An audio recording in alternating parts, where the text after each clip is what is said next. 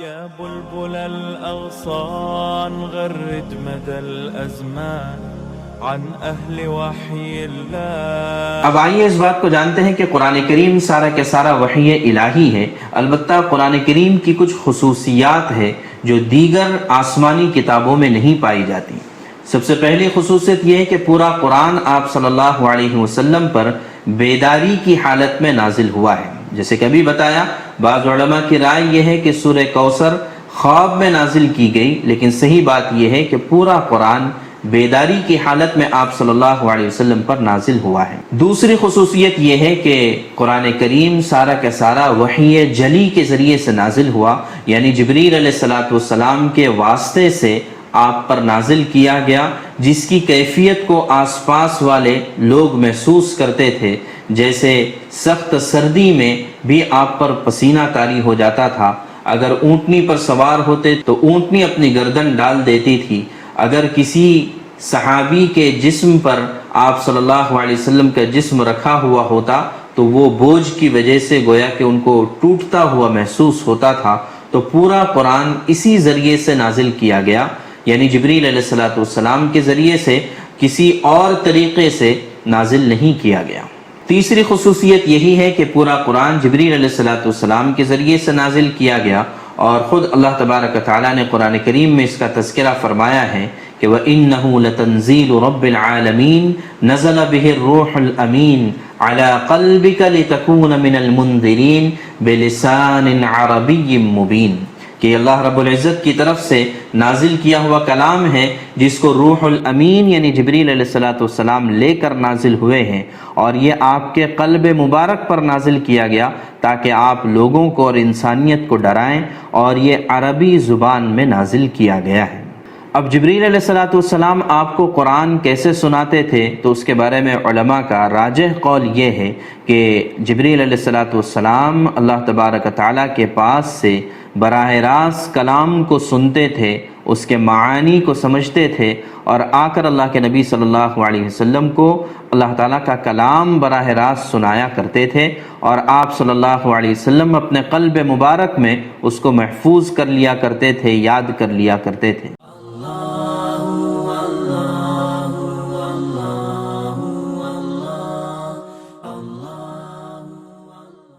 اب آتے ہیں اس بات پر کہ آپ صلی اللہ علیہ وسلم پر وحی کی ابتدا کیسے ہوئی اور کن حالات میں ہوئی۔ چنانچہ سب سے پہلی چیز تو یہ ہے کہ آپ صلی اللہ علیہ وسلم پر وحی کی ابتدا سچے خوابوں کے ذریعے سے ہوئی۔ چنانچہ رات میں آپ جو خواب دیکھتے تھے صبح میں ویسے ہی صاف نظر آتا تھا، اور علماء نے لکھا ہے کہ ایسا 6 مہینے تک ہوتا رہا۔ پھر اس کے بعد پہلی وحی نازل ہوئی جس وقت آپ صلی اللہ علیہ وسلم کی عمر مبارک 40 سال تھی، اور رمضان کا مہینہ تھا، اور غالباً 17 تاریخ تھی۔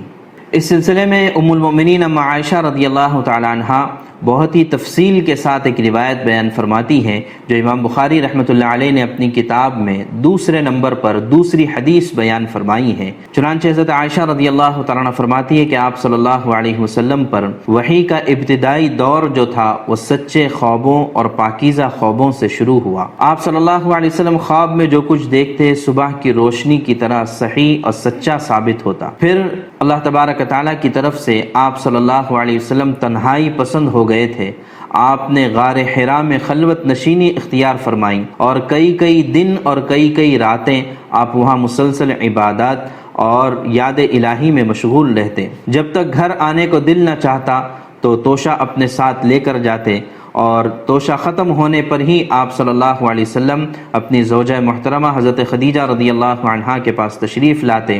پھر اپنے ساتھ کچھ توشہ لے کر دوبارہ خلوت نشین ہو جاتے۔ یہی طریقہ جاری رہا یہاں تک کہ آپ صلی اللہ علیہ وسلم پر وحی نازل ہونی شروع ہوئی۔ آپ غار حرا میں تھے کہ اچانک جبریل علیہ السلام اپنی اصلی شکل میں آپ کے پاس آئے اور کہنے لگے اقرا، کہ محمد صلی اللہ علیہ وسلم پڑھیے۔ تو آپ صلی اللہ علیہ وسلم نے فرمایا ما انا بقارئ، میں پڑھا لکھا نہیں ہوں۔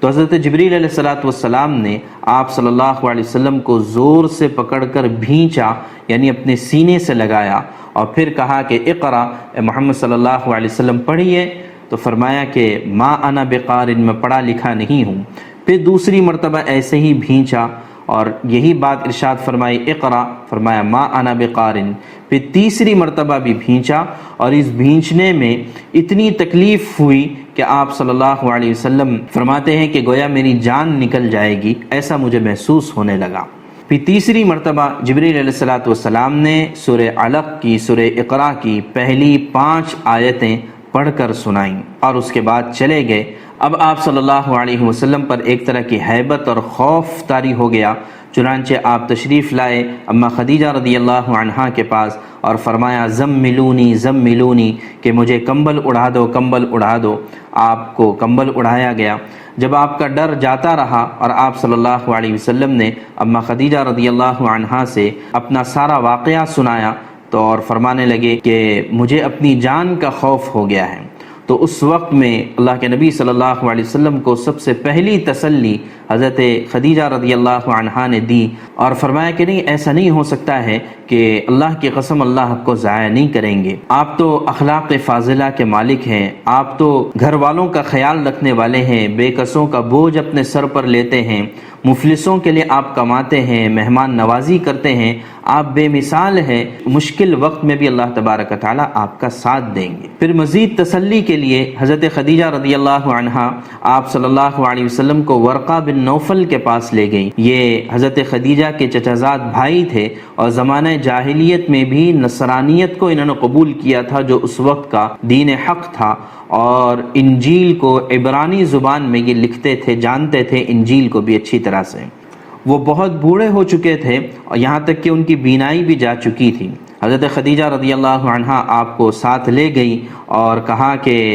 پوری کہانی سن لیجئے اپنے بھتیجے سے۔ آپ صلی اللہ علیہ وسلم نے ساری تفصیل سنائی اول سے اخیر تک۔ یہ سننے کے بعد حضرت ورقہ کہنے لگے کہ یہ تو وہی ناموس ہے جسے اللہ تعالیٰ نے حضرت موسیٰ علیہ السلام پر وحی لے کر بھیجا تھا، یہ وہی فرشتہ ہے۔ کاش میں آپ کے اس عہد نبوت کے شروع میں جوان عمر ہوتا، کاش میں اس وقت زندہ رہتا جب آپ کی قوم آپ کو اس شہر سے نکال دے گی۔ تو آپ صلی اللہ علیہ وسلم کو بڑا تعجب ہوا، فرمانے لگے کیا ایسا ہوگا جبکہ میرے شہر والے مجھے صادق اور امین کہتے ہیں؟ فرمایا کہ ہاں ایسا ہوگا کہ جو بھی امر حق کو لے کر، دین حق کو لے کر آتا ہے تو اس کے ساتھ یہی معاملہ کیا جاتا ہے۔ پھر ورقہ نے کہا کہ مجھے اگر آپ کی نبوت کا زمانہ مل جائے تو میں آپ کی پوری مدد کروں گا۔ مگر اس کے بعد ورقہ بن نوفل کا انتقال ہو گیا اور کچھ عرصے کے لیے وحی کا سلسلہ بھی موقوف ہوا، جس کا تذکرہ اس سے پہلے آیا کہ 3 سال تک کے لیے پھر کوئی وحی نازل نہیں ہوئی۔ البتہ آپ ان 3 سالوں میں برابر دعوت کا کام کرتے رہے، چنانچہ سب سے پہلے حضرت خدیجہ رضی اللہ عنہا آپ پر ایمان لائی، پھر مردوں میں سب سے پہلے صدیق اکبر رضی اللہ تعالیٰ عنہ، بچوں میں حضرت علی ابن ابی طالب رضی اللہ عنہ، اور اسی طرح دیگر صحابہ کرام، یہ سب کے سب اسی عرصے میں ایمان لائے ہیں۔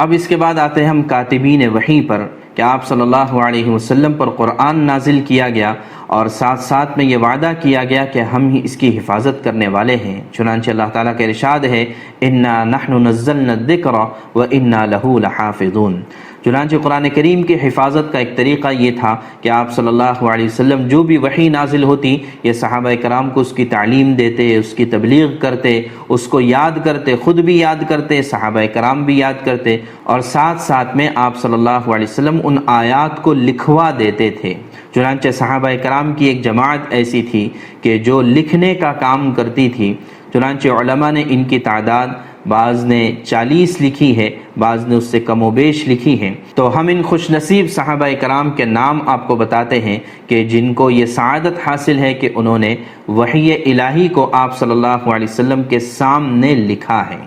یہاں پر ایک بات غور کرنے کی یہ بھی ہے کہ آپ صلی اللہ علیہ وسلم کو جس وقت نبوت ملی ہے تو علماء نے لکھا ہے کتابوں میں، اس وقت میں سارے عرب میں لکھنے پڑھنے والے جو لوگ تھے وہ کل 17 تھے، صرف 17 لوگ تھے، لیکن کاتبین وحی یعنی قرآن کو لکھنے والے، یہ ہمارے پاس ان کی تعداد 40 کے قریب ملتی ہے۔ اور ہم کو یہ ذہن میں رکھنا چاہیے کہ ایک ہے عربی زبان کا لکھنا، یہ آسان ہے، قرآن کو لکھنا یہ عام عربی زبان سے زیادہ مشکل ہوتا ہے، اس کے قواعد زیادہ مشکل ہوتے ہیں۔ تو نبوت کے شروع زمانے میں صرف 17 لوگ پورے عرب میں لکھنے والے،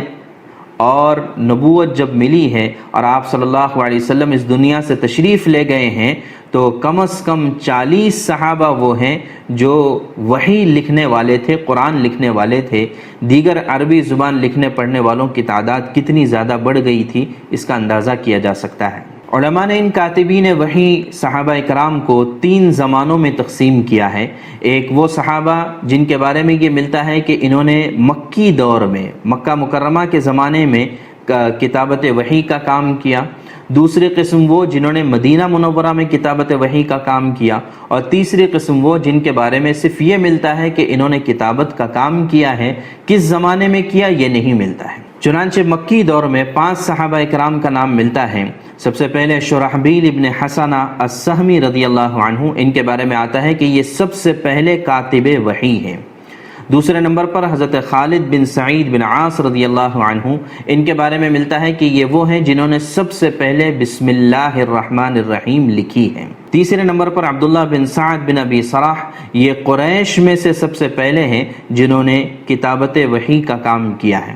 چوتھے نمبر پر حنظلہ بن الربیع الاسیدی رضی اللہ عنہ۔ مدینہ منورہ میں کتابت وحی کا کام کرنے والوں میں 3 صحابہ کرام کے نام ملتے ہیں۔ ایک ابی بن کعب الانصاری رضی اللہ عنہ، یہ مدینہ منورہ میں سب سے پہلے کتابت وحی کا کام کرنے والے ہیں۔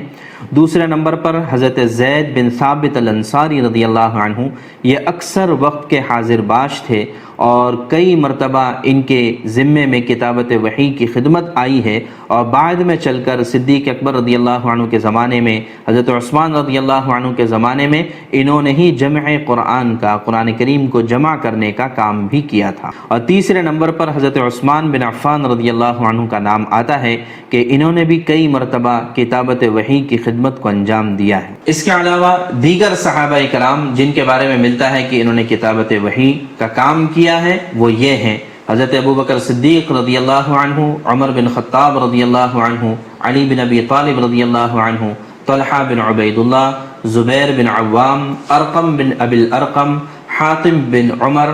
عامر بن فہیرہ، ابو سلمۃ بن عبد الاسد، معیقیب بن ابی فاطمہ الدوسی، ابان بن سعید بن عاص، عبداللہ بن رواحہ، بریدۃ بن الحصیب الاسلمی، ثابت بن قیس، معاویۃ بن ابی سفیان، خالد بن ولید، حذیفۃ بن الیمان، حویطب ابن عبد العزیٰ، سعید بن عاص، عبداللہ بن ابی بن سلول رضی اللہ تعالی عنہم اجمعین۔ خلاصہ یہ ہے کہ وحی اللہ تبارک و تعالیٰ کی طرف سے رہبری اور رہنمائی ہے پوری انسانیت کے لیے۔ بطور مومن ہماری ذمہ داری ہے کہ ہم اس وحی پر ایمان لے آئیں، اس پر یقین رکھیں، اور اسی کے ساتھ ساتھ جو رہبری اللہ تبارک و تعالیٰ نے ہمیں فرمائی ہے اس کو ہم اپنی زندگی میں اتارنے کی اور اس پر عمل کرنے کی کوشش کریں۔ وآخر دعوانا ان الحمد للہ رب العالمین۔